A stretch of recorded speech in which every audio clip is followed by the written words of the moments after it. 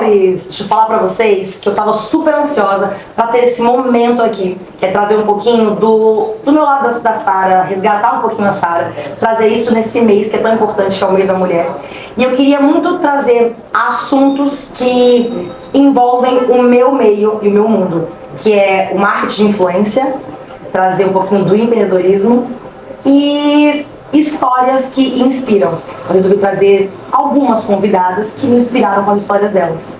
E hoje, para começar e dar o start nesse projeto aí desse mês, eu trouxe essa maravilhosa aqui, Isabela Matti, que além de ser empresária, influenciadora, Forbes Under 30, incrível, é mãe também e tem uma história maravilhosa para dividir com a gente. Muito bem-vinda. Muito obrigada por me receber na sua casa. Gente, é muito aconchegante aqui, tá? Gente, eu tô me sentindo em casa. Eu vou te dizer, obrigada por ter topado, porque eu decidi isso tudo aqui muito rápido. Eu já pronto, quer? Vamos, vai dar? De verdade, tipo assim, eu joguei na mesa e ela falou, não, vamos. Mas eu sou que nem você, vamos e a gente faz acontecer. Isso, então eu tô muito feliz de estar aqui, eu tenho certeza que a gente tava conversando um pouquinho antes, coisas que com certeza a gente vai trazer aqui também para as pessoas poderem ver, mas já sei que vai ser um papo muito legal, tem muitas coisas sobre a Sara que eu não imaginava também, tá? Tá vendo, gente? A gente vai bater Muito esse papo, legal. a gente vai descobrir um pouquinho. Porque eu também tava falando pra ela que eu conhecia já ela da internet, mas eu não conhecia de fato a história dela até pouco tempo atrás. E aí, escutando um podcast, escutei, conhecia, falei, gente, é muito uma pessoa que eu tenho como inspiração e uma referência, porque ela de fato tem uma história muito legal pra compartilhar com a gente. Deixa eu começar assim, pra entender um pouquinho pra galera que também tá aqui acompanhando entender, como é que foi que você começou esse seu lado de eu quero fazer acontecer, foi muito nova, então traz isso pra gente de como foi o início, o que foi o pontapé inicial que você olhou, nossa, quero começar a fazer isso, quero começar a empreender ou trazer, às vezes nem sabia como é que era esse termo, né, mas descobrir esse teu lado aí. Vamos lá, essa jornada empreendedora, eu gosto de falar para as pessoas empreendendo formalmente, né, tendo um negócio, um CNPJ ali, há mais de 12 anos, eu sempre falo para as pessoas que empreender para mim é muito mais uma mentalidade do que ter um negócio.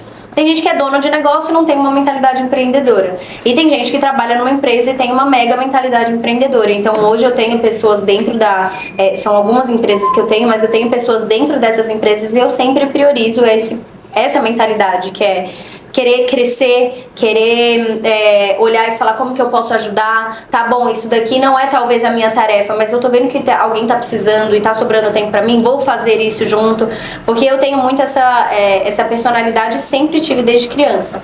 Então, o início dessa jornada empreendedora, que hoje tem esse nome super bonito, né, empreendedorismo, na época eu não sei, eu nem tinha nome, eu só tinha uma loja de roupa, né, eu comecei a loja de roupa, que era uma loja virtual, então eu sempre fui do empreendedorismo digital, ou seja, todos os meus negócios são digitais.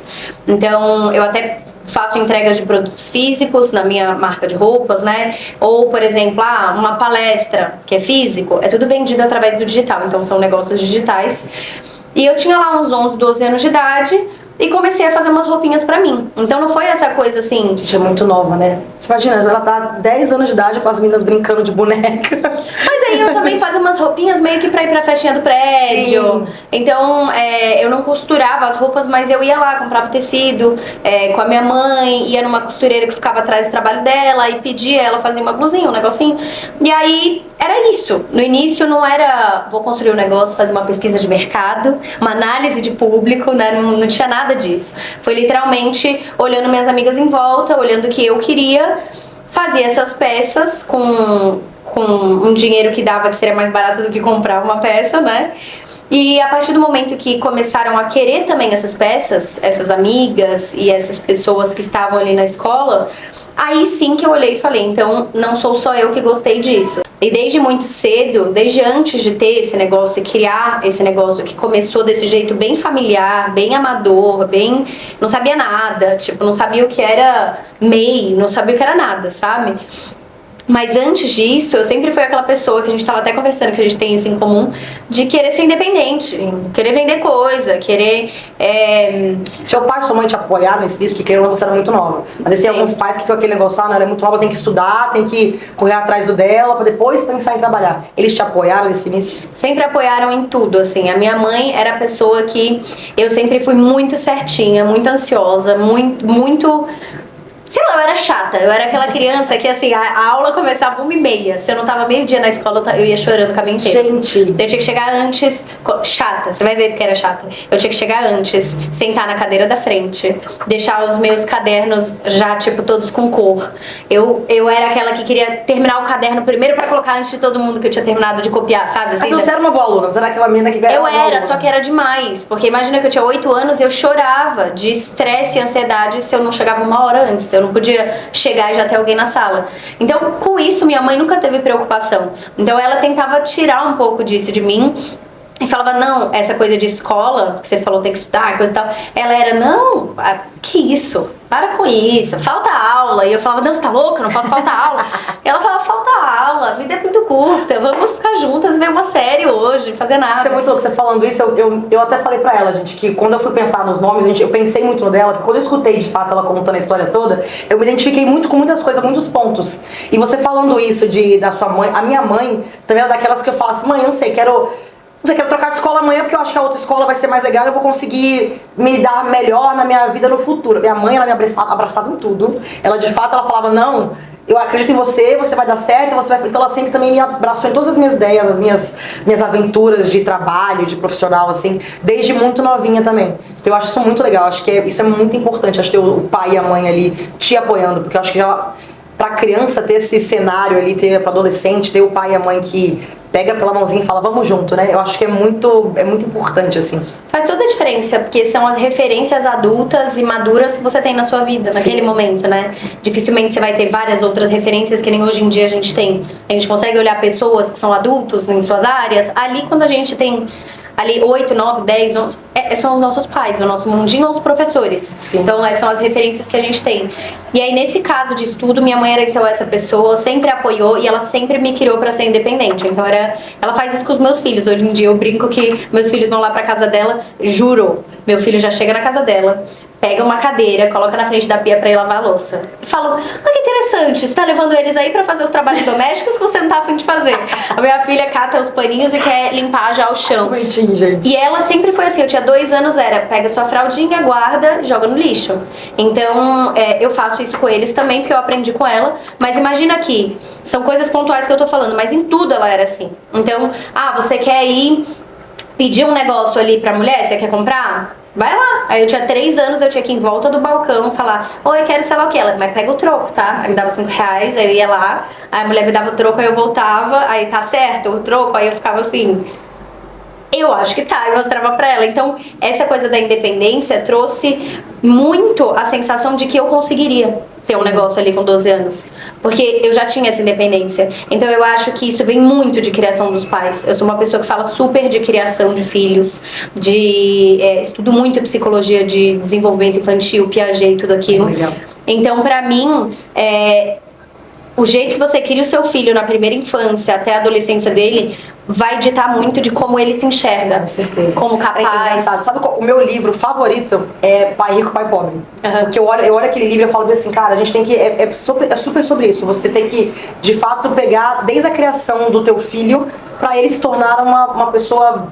Sabe assim, fora da caixa, uma pessoa de fato que se sobressai em relação às outras. Porque eu acho que a educação, o jeito que você fala, tudo faz muita diferença. E eu não sei, pra mim que vem desse mundo, que tive um apoio de pai e mãe, assim, é fora do normal. Faz toda a diferença. Faz toda a diferença na forma como a criança e o adolescente constrói a própria personalidade. Sim. E isso fez muita diferença no fato de eu criar um negócio. Então, essa visão de oportunidade veio de uma criação que sempre me trouxe a independência e visões de oportunidades. Eu sempre vi minha mãe, eu acho minha mãe uma das pessoas mais inteligentes que eu conheço, assim. ela é tipo gênio mesmo, assim, que ela pulou 2 anos na escola, ela tinha 12 anos, estava no primeiro colegial. Sabe essa pessoa? Aquela pessoa que resolve enigmas matemáticos e é exercício de lógica e de QI. Ela e meu irmão. E eu e meu pai somos comunicadores excepcionais, então, tipo, a gente... Não tinha como não ser diferente, assim. A gente é inteligente, talvez eu não vá bem nos traços de lógica, mas eu ganho no gogó, entendeu? Sim. Então, a gente tem esses dois lados ali na família, e aí o começo do negócio e do empreendedorismo, ele veio dessa mentalidade de sempre fazer mais. Eu sempre vi meu pai trabalhando além da hora, não é romantizando o trabalho excessivo também, mas eu sempre vi ele indo além. Eu sempre vi minha mãe sendo muito caprichosa com tudo. Então assim, ia fazer um trabalho na escola. Não, filha, vamos fazer muito bem feito. Maquete, ela ficava tipo noites fazendo uma maquete muito incrível. Você para pra pensar, podia ser, não, faz de qualquer jeito aí, sim, ninguém vai ligar, tira a nota mínima. Então esse capricho esteve muito... construiu muito quem eu sou, e na hora que eu fui construir o negócio eu também quis fazer de forma caprichosa, e isso fez diferença. Quando você foi fazer o negócio, quando foi que você começou a vender de fato a primeira peça? Porque você falou que você gostava, achava legal, vou começar, mas quando foi a primeira peça que você vendeu? Quando foi sabe, aquele primeiro passo que você falou, gente, isso aqui posso fazer uma lojinha, alguma coisa assim? Como é que foi a primeira peça vendida? Como é que surgiu isso daí? Tá, imagina que na época não tinha Pix. Eu não tinha, não tinha, tá, gente? Não tinha Pix, eu não tinha maquininha de cartão. Sim. E eu não tinha um site. Então, como que acontecia? Eu chamei algumas amigas em casa, eu fiz essas pecinhas que eu gostava, mas bem pouquinho, porque na época eu consegui... Hoje em dia é difícil achar, né, costureira e tal, que faça, tipo, uma peça de cada, sim, né? Sim. Mas a gente fez, era um casal que tinha essa coisa de costura, eu comprava tecido e já vinha a peça pronta. Eu não sabia de nada do processo de produção. Mas eles fizeram pouquinhas peças, chamei as amigas em casa, e aí eu lembro que a gente pegou vários, tipo assim, na época a gente ainda andava com dinheiro, né? Porque como não tinha Pix, essas coisas, nem cartão no celular. Hoje em dia maluca, hoje em dia eu não tenho nota, nunca. Então nunca. Aí, eu lembro que era assim, meu pai e minha mãe pegaram e trocaram vários dinheiros que tinham em casa pra gente ter nota de 2, nota de 5, nota de 10, nota de coisa. Porque era literalmente isso, vinham as amigas e aí elas iam lá e compravam a peça e eu tinha que ter pra poder trocar, entendeu? E você tinha quantos anos? Aí tinha 12, gente, 12 pra 13. Olha que legal. Foi 1 ano e meio fazendo isso, eu fiz algumas vezes assim lá em casa, aí minha mãe organizava tudo, porque até hoje eu sou uma péssima anfitriã no sentido de que eu não ponho uma mesa. Sim, eu sou assim, abre aí, abre a geladeira, eu também sou isso, tipo, mas senta-se em casa, pode fazer o que você quiser, abre tudo aí. Mas eu lembro que minha mãe pegou a mesa da Copa, de onde a gente comia e tal, e aí ela colocou, tipo, como se fosse essa mesa de jantar aqui, aí ela colocou, tipo, potinhos com Fini, potinhos com Ruffles, potinhos com isso e aquilo, pra receber essas amigas e tal. E aí elas provaram e vendeu tudo, assim. Olha que legal. Então foi através esses núcleozinhos de vir gente comprar que eu consegui juntar o dinheiro pra produzir mais e pra ter um site. Exato. Como é que era essa produção? Você falou que você tinha alguém que desenhava pra você, ou você que pensava na produção? Você explicava. Até hoje eu não desenho bem. Tipo, eu faço desenhos técnicos, que não é aquele desenho de croquis lindo, é um desenho literalmente técnico pra explicar aqui, tantos centímetros aqui, que é o que você precisa. Sim. No dia a dia você precisa disso. Então eu fazia um desenho técnico mais ou menos, minha mãe desenha melhor do que eu, assim, desenho técnico. Mas eu fazia esse desenho e tal, e aí eu explicava. Eu queria a blusinha que ficasse assim, assado, desse jeito, daquele jeito. Então foi bem, eu não sei, eu não tenho formação como estilista, mas eu aprendi. Tava na veia, né? Porque querendo ou não, pra pessoa gostar de moda, assim, eu acho que é isso. Tava ali já. Tinha o feeling do que ia vender, entendeu? Mas eu não tinha essa coisa da construção de um conceito. Eu só tinha o feeling do que vendia. Sim. Mas eu não sabia construir coleção, tanto que eu fazia peças. Um vestidinho tal, aí que não tinha nada a ver com a calça tal. Às vezes não tinha blusa pra calça, mas eu fazia a calça, vende horrores da calça, e depois eu fazia uma blusinha, vende horrores. Então era meio que peças soltas assim, mas como era tudo preto ou branco, combina. Legal, não sabia, olha. Era sempre assim, preto ou branco. Não tinha quase nada. E aí eu lembro que uma época eu fiz uns kimonos assim, floridos, era a única coisa que era diferente.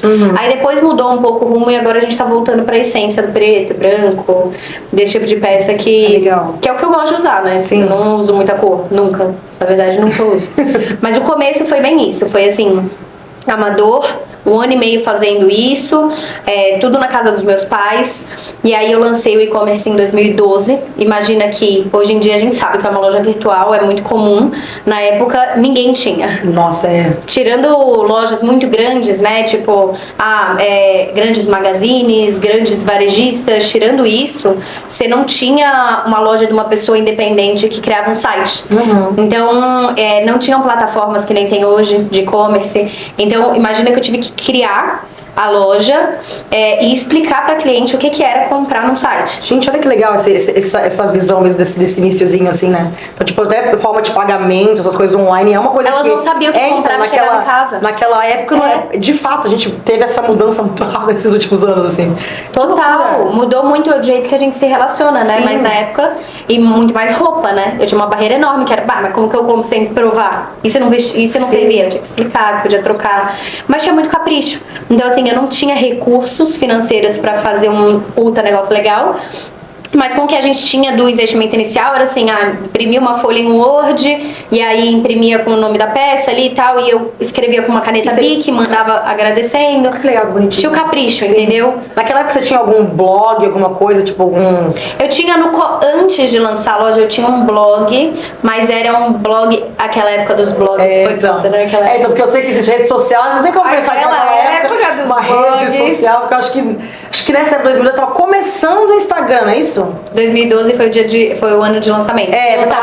Um mês depois eu tava no Instagram. Olha aí, tipo, foi mais ou menos isso. Tinha Orkut, mas eu não era pop. Eu não era pop no Orkut, nem nada. Aí tinha ESC-FM, teve Orkut ESC-FM, já tinha o Twitter.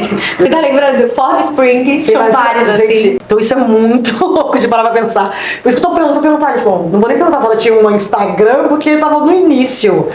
Tipo, então seria talvez um blog, alguma coisa assim, pra talvez começar a falar sobre esse assunto. Eu tinha o blog, mas eu não tinha audiência. Então foi tudo construído com base nas clientes que compravam. Então imagina, tinha as meninas populares da escola, aí eu queria só que elas usassem, que o resto ia escoar. Porque todas as outras iam copiar pra ser popular também. Aí elas usavam, e aí das outras escolas você conseguiu fazer isso das menininhas, das populares gostarem? Porque elas queriam ganhar uma roupa, né? Hoje em dia já é meio, não vou fazer permuta. Na época era tipo, eu ganhei uma blusa, tchau. E elas não tinham que postar, elas só tinham que usar. Entendeu? Você já tinha essa visão, então, na verdade, tipo, desde aquela época de que se você desse o negócio, talvez ela aceitasse e pudesse, tipo, postar aquilo de alguma forma. Ou usar na festinha e as amigas que eram populares iam falar, da onde é esse vestidinho? Vendo a etiqueta que a Isabela Mati compravam também. Era batata. Eu comprava de uma escola, já vinham várias outras comprar.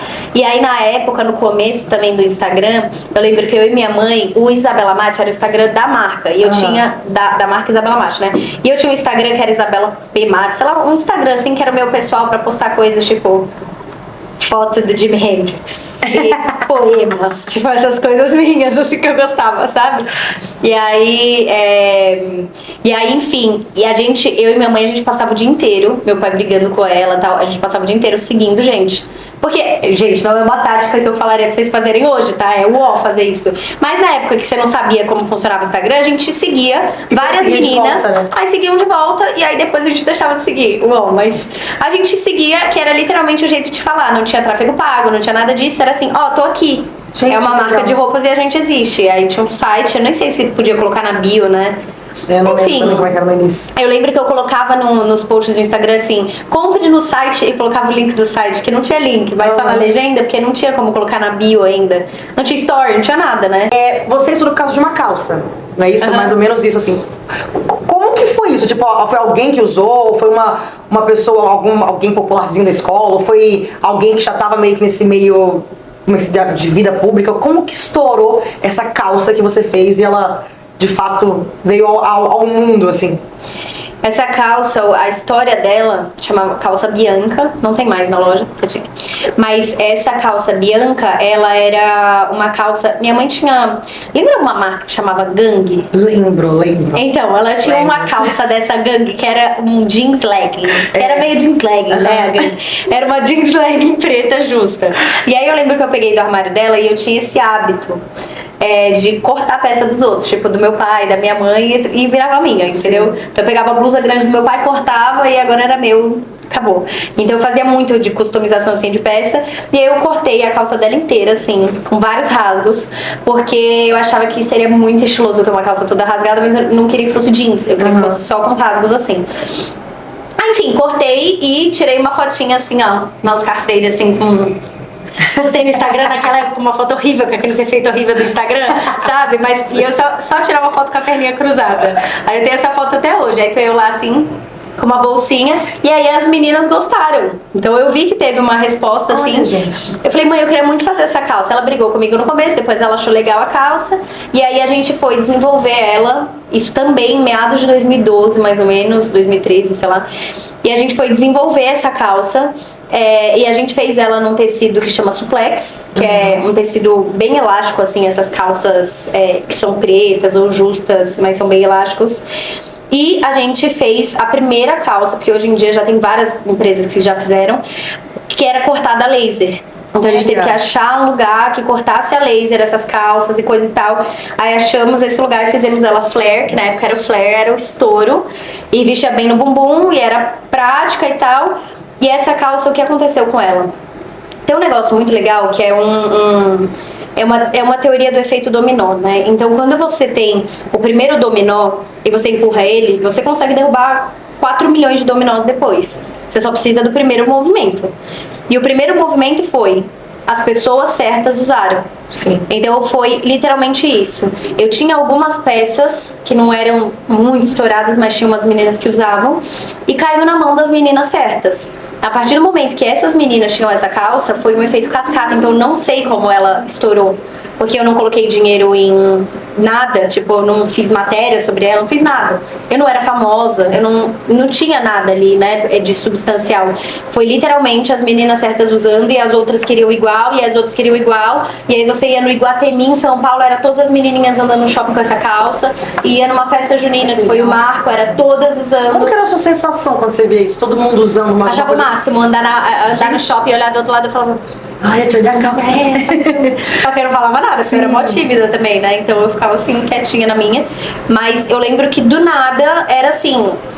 Era meio que peça obrigatória do guarda-roupa de uma menina adolescente. Sim. Entendeu? Então era peça obrigatória e as meninas usavam todas. E aí depois veio uma outra calça também que foi um estouro. Teve um vestidinho que chamava vestido Duda, que era um vestidinho curtinho, tinha um babadinho e ele tinha uma abertura aqui frontal. Ele tinha uma abertura assim e um negocinho no meio. Esse vestido depois tiveram grandes marcas brasileiras que eu vi fazendo nesse estilo.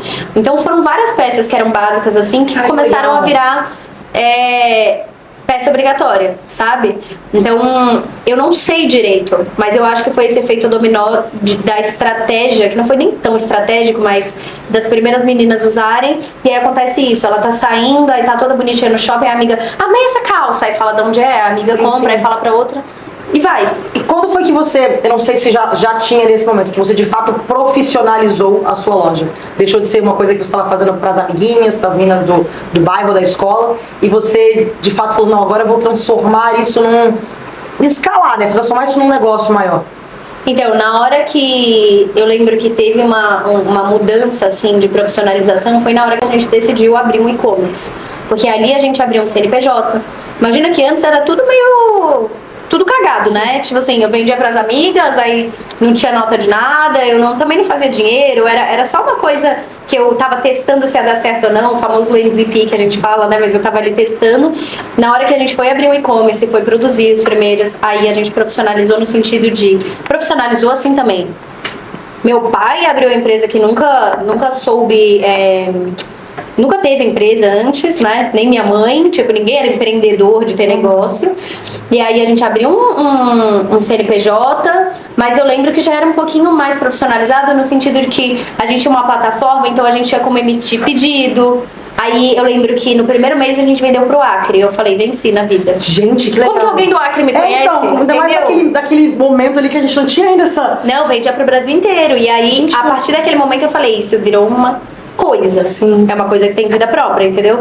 E então ali começou, mas ainda era muito familiar. Isso, 2012, mais ou menos. 2013, vamos pegar 2013. 2012, 2013. Sim, e pior que em 2013, 2012, realmente o mundo tava muito diferente. Era muito diferente. Mas não era profissional no sentido do que a gente estava conversando hoje. Então, assim, não tinha funcionários. Era eu, minha mãe trabalhando em outro lugar também, fazendo uma dupla jornada ali. Meu pai trabalhando em outro lugar e ajudando como dava.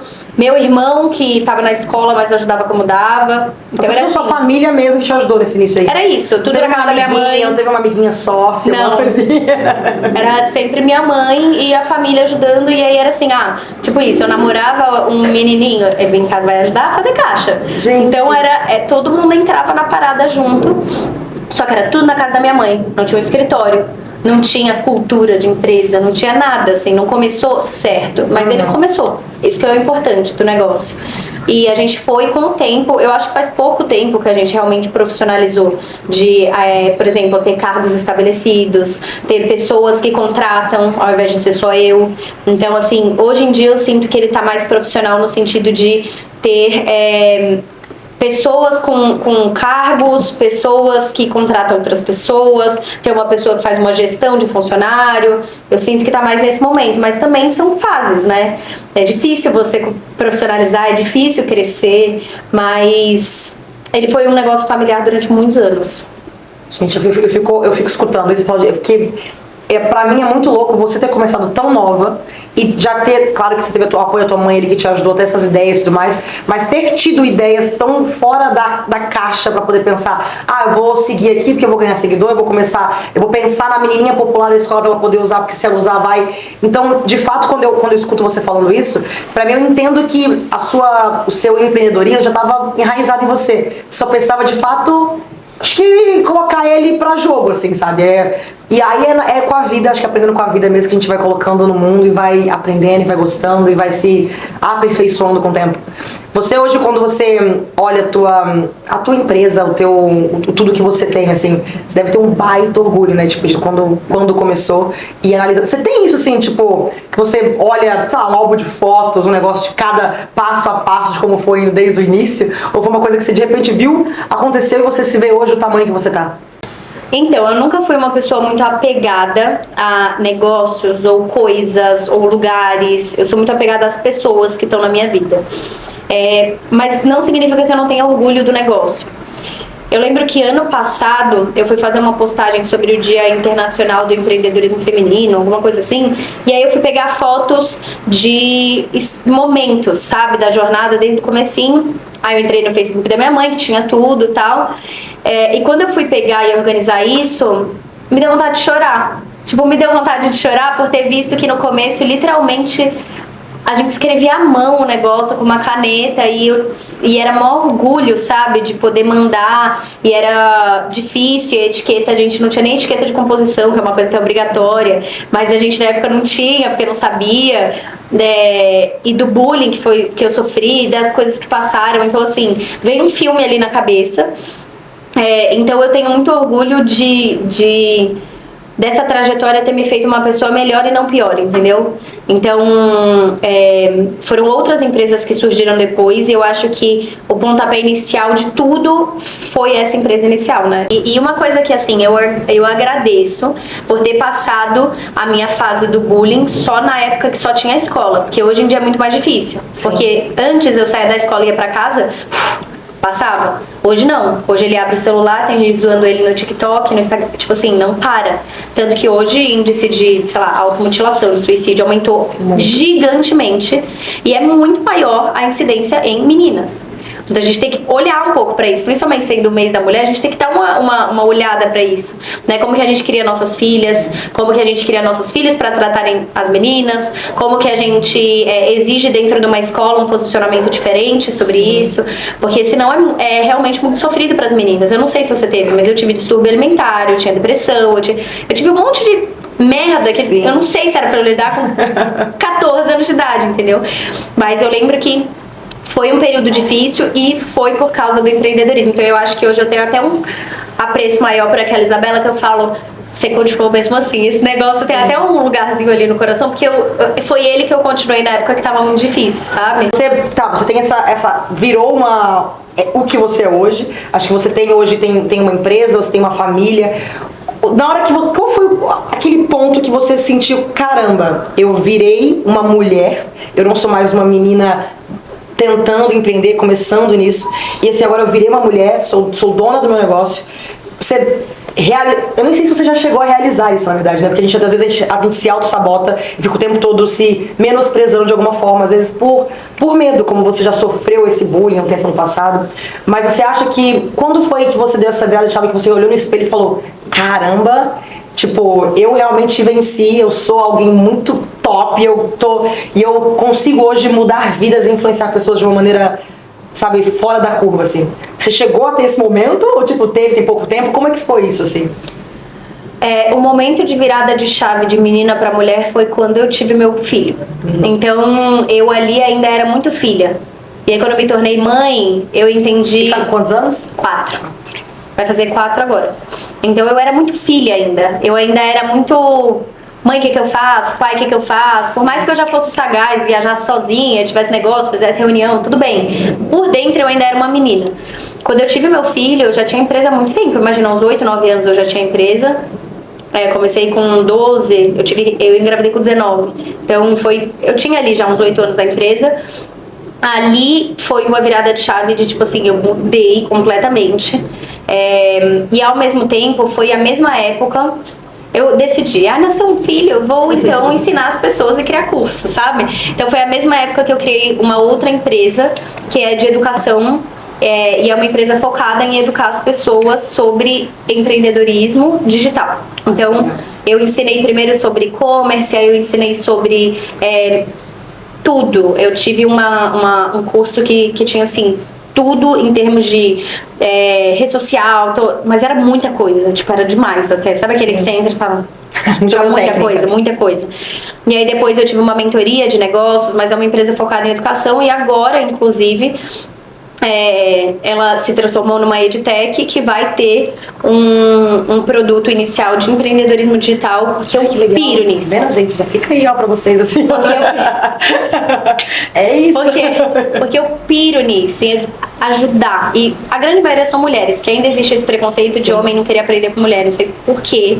Calma, estamos mudando esse cenário. Eu sinto que a gente, pela primeira vez, eu olho um mundo e eu vejo tanto que as mulheres estão tendo força de fala, de atitude, não sei, que tá de fato, a gente acha que o mundo está amadurecendo a respeito das mulheres e do feminismo, assim, sabe? Que eu acho que é muito, muito legal, assim, esse mundo. Total. Nosso. Mas é muito engraçado porque, assim, a minha audiência é majoritariamente feminina. Quem me manda coisa, normalmente são mulheres. Agora tem mais homens mandando e tal, mas normalmente são mulheres. Mas se eu vou num evento de empreendedorismo, todos os homens ficam, oi, tudo bem? Oi, Isabela, tô se tremendo. Eu falo, mas por que vocês não compram e aprendem comigo? Não quer dar o braço a torcer, é muito louco isso. Mas eu nem ligo, eu faço pras mulheres e tá ótimo, eu amo. E o meu propósito é muito isso, empoderar mulheres através de liberdade financeira, que vai vir através de você ter o seu próprio negócio. E esse próprio negócio pode ser desde uma padaria no bairro, uma lojinha de revenda de roupa, ou um puta negócio multimilionário gigante. Então, eu acho que é a forma dela ter liberdade financeira, que é o início para todas as outras liberdades. Escolher com quem ela vai estar, poder sair do relacionamento abusivo. Então, eu acho que é o ponto inicial para você emancipar mulheres e ter esse empoderamento total, elas terem o próprio dinheiro e poderem escolher. Pensar que, se você pensar há alguns anos atrás, sei lá, 40, 50 anos atrás, as mulheres não nem saíam de casa para trabalhar, e o que a gente já construiu de lá para cá é muito, muito gratificante de ver isso. E aí você falou, você muda vidas ensinando as mulheres a fazer isso. Total. Isso eu acho que é incrível, assim, de ver. Elas terem conhecimento e liberdade financeira, nossa, sabe? Maravilhoso. Mas porque hoje em dia você para pra pensar, a gente faz as duas jornadas, né? Antes a gente ficava em casa e não trabalhava. A gente trabalha e também cuida da casa, isso que eu é. É tipo super-herói, né? De fato. Mas uma coisa de virar dona de chave, meu marido é a pessoa que sempre fala, você pode, você vai e tal, porque eu tenho a síndrome do humilde. Então, tipo assim, se você fala, não, você é foda pra caralho, eu fico, sim, Mas o mundo tem 7 bilhões de pessoas. Ai, Deus, vamos refletir. O que somos nós, se não uma poeira na existência do universo? Aí ele fala, para com isso, Isabela, vai, levanta e faz.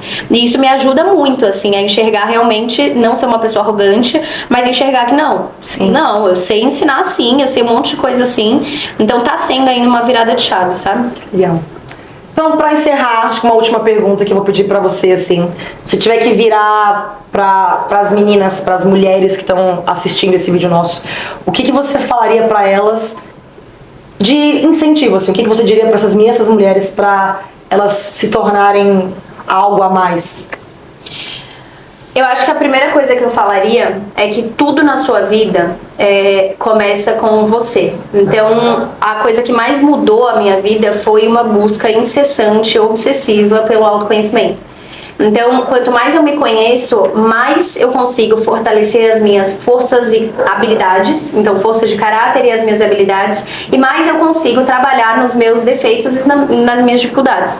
A partir disso, e eu falo isso porque se você quer empreender, mas você não tem autoconhecimento, provavelmente você vai entrar no ramo errado, no nicho errado, você não vai conseguir. Tem um monte de gente que começa negócio, dá 2 meses e desiste.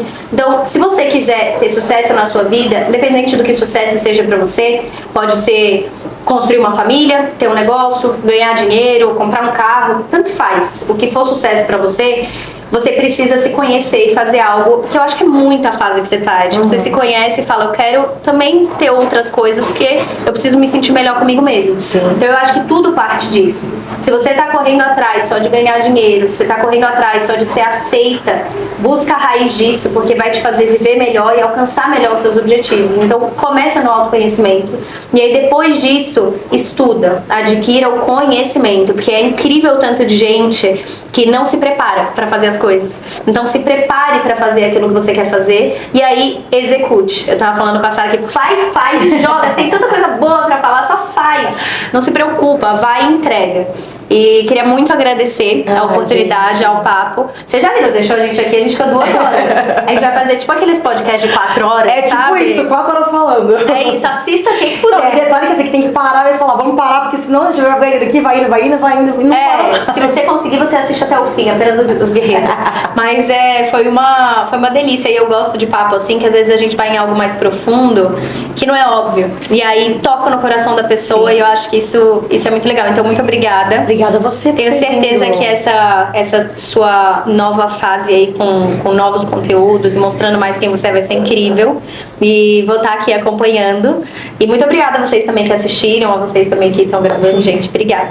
Obrigada, muito obrigada por ter vindo e tirado esse tempinho aí, nessa loucura pra vir até aqui. Fiquei muito feliz de a gente ter conhecido ela pessoalmente. Espero que a gente faça mais coisas depois. Não é só esse negócio, esse bate-papo. A gente se deu muito bem. De uma horinha, assim. Marcar coisas. É isso, você tem que conhecer as crianças. Com certeza. Então, gente, obrigada por estar aqui comigo, obrigada por estar com nós aqui e ter dividido esse tempinho junto com a gente. Manda pra pessoas que você gosta, fala, adorei. No Instagram dela tem também cortes. Maravilhosa, tá vendo? É sobre isso, Eu gente. faço jabá.